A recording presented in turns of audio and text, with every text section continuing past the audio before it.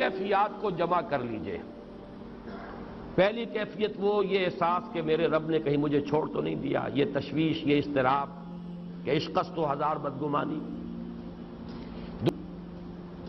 دوسرا احساس یہ کامیاب ہو سکوں گا، اتنا بڑا بھاری بوجھ اٹھا سکوں گا، کیا یہ مشن، اس کی ذمہ داری میں ادا کر سکوں گا، یہ دوسری تشویش ہے۔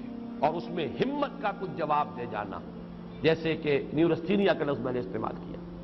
ان دونوں کیفیات کو جمع کیجئے تو اب صوفیاء کی ایک اصطلاح کے حوالے سے بات سمجھ میں آئے گی۔ قبض کی کیفیت، شدید قبض کی کیفیت تھی محمد الرسول اللہ صلی اللہ علیہ وسلم پر، جس میں کہ یہ سورہ مبارکہ نازل ہوئی ہے آپ کی دلجوئی اور تسلی کے لیے۔ اس کے لیے ذرا تھوڑی سی وضاحت مجھے کرنی پڑے گی۔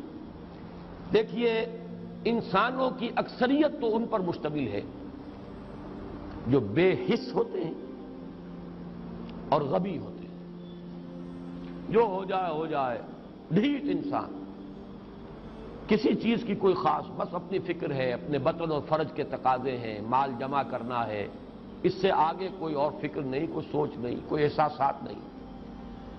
کسی کے دل پر کیا بیت رہی ہے ہمیں کیا، وہ جانے۔ کوئی بھوکا ہے ہمیں کیا۔ ایک وہ کیفیت ہے کہ قافلے کو دیکھ کر آئے، قبیلے کو، اور حضور صلی اللہ علیہ وسلم کی کیفیت وہ ہو گئی جس میں کہ حضرت خدیجہ رضی اللہ تعالی عنہا نے وہ قدم اٹھایا۔ ایک یہ کہ ہوا کرے، ہم کسی کے ذمہ دار تو نہیں، لا ابالی، جیسے آ چکا ہے پچھلی صورت میں، من بخل واستغنی، استغنا۔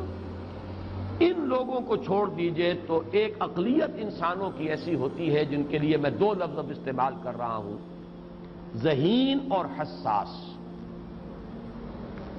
ذہین اور حساس لوگوں میں قبض اور بسط کی کیفیت، یہ مختلف سائیکلز ہیں جو آتی رہتی ہیں۔ کبھی طبیعت میں پشمردگی ہے، دل بجھا ہوا سا ہے، کچھ نا امیدی سی ہے، خود اپنے اوپر اعتماد کی کمی محسوس ہو رہی ہے، مجھ میں صلاحیت نہیں ہے، میں کچھ نہیں کر سکتا، اب تک جو کچھ کیا بھی ہے، امنگ بھی ہے، امید بھی ہے، روشن پہلو نظر آ رہے ہیں۔ قبض کی کیفیت میں تاریک پہلو نظر آتے ہیں، مایوسی کے پہلو نظر آتے ہیں، پیسیمزم کی کیفیت۔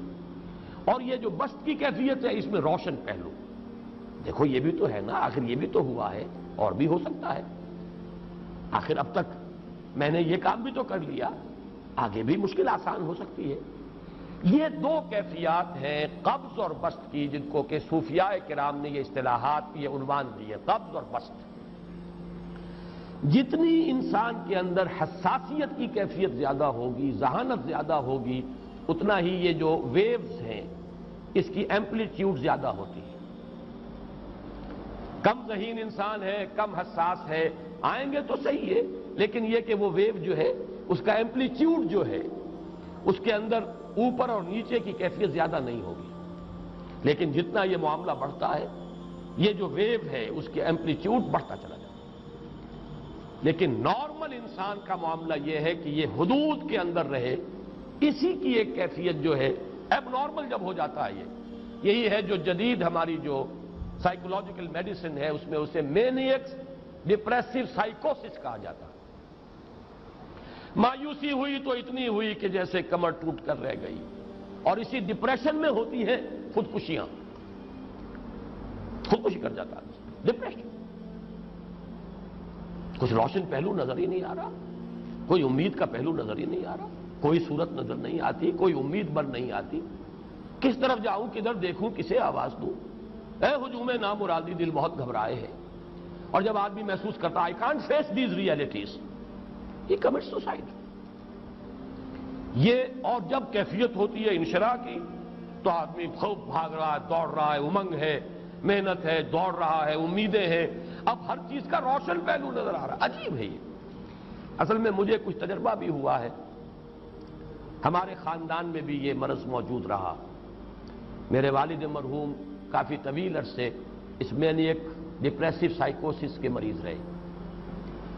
کچھ ہوتا ہے یہ معاملہ، ویسے بھی شاید ہمارا خاندان جو ہے اس کیٹیگری میں آتا ہے جس میں ذہانت نسبتاً کچھ زیادہ ہے، حساسیت بھی نسبتاً کچھ زیادہ ہے۔ یہ دوسری بات ہے کہ کوئی شخص جو ہے یہ فلسفے کے طور پر اختیار کر لے کہ اپنے آپ کو ڈھیٹ بنا لینا ہے، یہ فلسفہ بھی بن سکتا ہے، لیکن یہ ہے کہ اگر آدمی چھوڑ دے اپنی طبیعت کو تو یہ دونوں کیفیات آتی ہیں۔ انہی کیفیات میں اگر یہ جو اپورڈ اینڈ ڈاؤنورڈ موومنٹ ہے یہ ایک حد سے نکل جائے تو یہ بیماری ہے، مینیک سائیکوسس، مینیک ڈپریسو سائیکوسس۔ اس میں جب آدمی ہوتا ہے وہ اپر کیفیت میں تو اس کے اندر بڑی عظیمت ہے، روشنی ہے، امید ہے، لوگوں سے گفتگو کر رہا ہے، حق بول رہا ہے، خوب جو ہے محفل کے اندر، اب وہ محفل میں اسے دلچسپی محسوس ہو رہی ہے اور اسے ہر چیز کا روشن پہلو نظر آ رہا ہے، خود اپنے وجود کا بھی روشن پہلو، دوسروں کے وجود کا بھی، دوسروں کی بات میں سے بھی وہ اچھا پہلو تلاش کریں گے، وہ برا پہلو تلاش نہیں کریں گے۔